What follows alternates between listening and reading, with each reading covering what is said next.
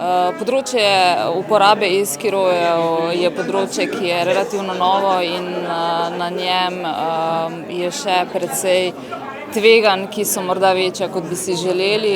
Glede na sedanje statistike, ki jih imamo, se pravi policija jih spremlja od leta 2019, je smiselno nekaj narediti na sami starostni meji. Torej, naš predlog je, da se to vsaj izenači, se pravi starostno mejo, kar se tiče vozniškega izpita za moped, torej 15 let.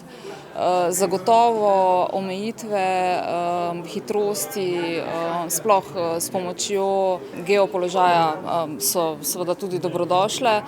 Na drugi strani pa seveda evidence na področju dejansko števila vozil, njihovih lastnikov, zavarovanja in prevzemanja odgovornosti za vse, kar sledi pri sami uporabi. Mogoče bi omenila, da te problematike naslavljamo v resoluciji o varnosti cestnega prometa, ki je v pripravi, nova. Na kratko bi pa rekla, da 3 ključne stvari, ki so naši izzivi, so infrastruktura, kjer si želimo, da bo prizanesljiva do teh najranljivejših uporabnikov. Na drugi strani, da uredimo vse, kar se tiče vozil.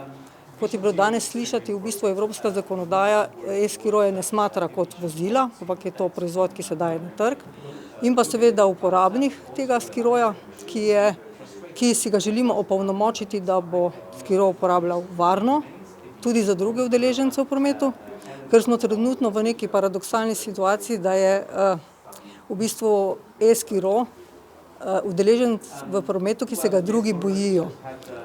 Sam uporabnik e-skiroja se ga pa premalo zaveda te odgovornosti, ki jo ima, in vpliv na varnost v cestnem prometu.